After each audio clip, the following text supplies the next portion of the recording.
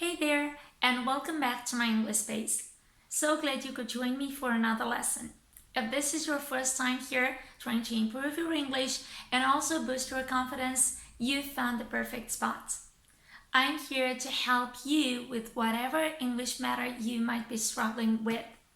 Be sure to stick around until the very end of this video so that you can get an idea of how things are going on around here. A like, share, and subscribe would be much appreciated, that's for sure. Today, I'm going to walk you through the main differences between present perfect and present perfect continuous, particularly their most common uses in everyday English, as well as in news reports and common phrases. I'll also be touching on some differences of usage between British and American English.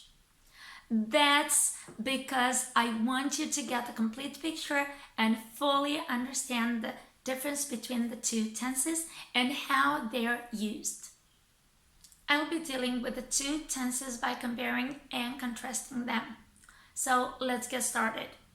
For the first use with the present perfect simple, we have actions recently completed. It's been a really good trip. Or, look at him, he's just had a haircut. Oh God, it suits him so well. With the present perfect continuous, the action started in the past, but continues up to the present. God, I'm so peeved. I've been fixing this printer all morning. Oh, I'm so sorry. I'm afraid I'm not going to be able to hand in this document on time. For the second use with the present perfect simple, we have actions that happen at an unstated time in the past.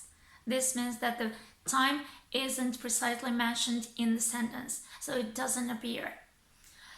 It's either because we don't remember when it happened, or it's simply unimportant. Now, let's have a look at the conversation between two good old friends who are planning their evening together. They're thinking about having a film night, but still can't agree on what to watch. So, I don't want to get something you've seen. Oh, don't worry about that. I haven't seen anything. You have never seen Casablanca? I saw Mr. and Mrs. Bridge. As you could see for yourselves, the verb to see was used interchangeably in both tenses, present perfect and past simple. The topic was introduced with the present perfect, but a second character at some point shifted to past simple to say, I saw Mr. and Mrs. Bridge, to refer to a completed action in the past. Well, this action is no longer connected with the present. This kind of shift is frequently used in American English conversations.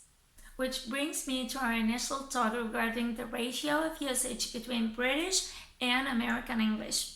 The first thing to know is that both British and American English speakers use present perfect in very similar ways. Americans just use it a little less often. In British English, people use the present perfect to talk about a past action which they consider relevant to the present. The present perfect can be used in the same way in American English, but people often use the past simple when they consider the action finished. This is especially common with the adverbs already, yet, and just. Notice the difference between these two sentences. In British English first. He isn't hungry. He has already had lunch. Now American English. He isn't hungry. He already had lunch. See? Here's another interesting noticeable difference. The past participle of the verb to get, which in British English is got because the verb is stated as get, got, whereas the Americans use gotten. Here's an example. The Crown has already gotten so many favorable reviews. And one thing I know for sure here. The production is British, whereas the usage is absolutely American. Now, time to get back to our talk regarding the second use for the present perfect continuous this time. And this time we're emphasizing duration. We also have some visible results or effects in the present. Let's look at this example.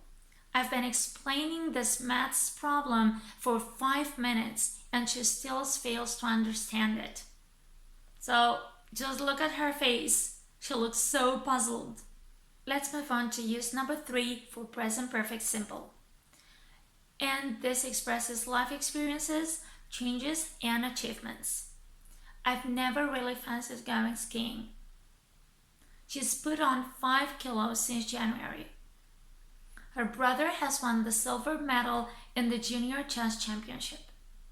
As opposed to the simple aspect, the continuous one illustrates some negative feelings such as irritation, anger, annoyance, criticism, or explanation. Let's look at these examples. Have you been cooking again? Look at the mess! Oh, not to mention the smell. This is annoyance, right? Or, I've been binging my earphones for the last couple of days. They seem to vanish all of the time. Anger. For the last use with the present perfect simple, we put an emphasis on duration, and it's particularly used with the adverbs for and since. He's up to his neck in work. He's had 4 coffees since morning. We are able to count the number of coffees that he's had since morning, yeah? So 4 coffees since morning. Oh God, how I love this show. I've seen it 5 times. Again, we're able to tell the number because we've stopped counting right now at present. Unlike the simple aspect, it's duration that's emphasized with the present perfect continuous, and so the adverbs for, since, and how long for questions are used. Let's have a look at these examples right here. I've been putting off going to the dentist for ages, but it's so painful. I guess I should have it looked at. How long have you been trying to call her in vain? You'd better drop by her place after work. My advice is that the next time you're watching films and news bulletins in English, pay careful attention to the present perfect. Try to watch news broadcasts in different kinds of English, American, Australian, and so on. Over time, you'll develop a deeper understanding of the present perfect and how differently the English speakers can use it. In news reports, when a news item is first introduced, the present perfect is preferred.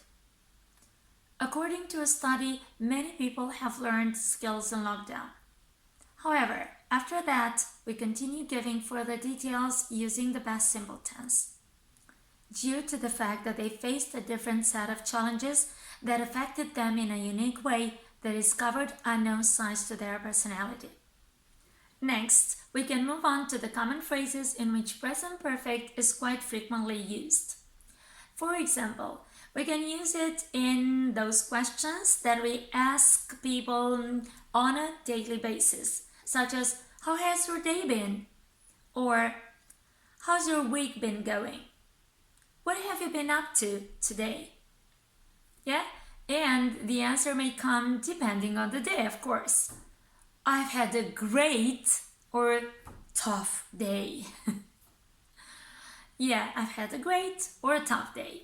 Some other questions with the present perfect might be in human interactions, such as, how long have you known each other?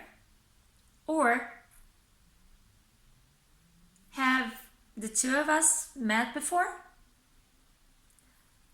Or in the well-known expression, been there, done that. And I simply love this one because it refers, you can say it can be used when referring to an unpleasant situation that one has been through at a certain point in the past. Well, I've done my part for today. How about yourself? Have you picked any interesting present perfect forms on the way from your films, songs, movies, shows, anything, you name it? Just drop them here in the comments. Well, hope I could be helpful to you one more time. And you know what? My biggest joy? getting feedback, reactions, comments, or just a simple hello from you. Until the next one, bye.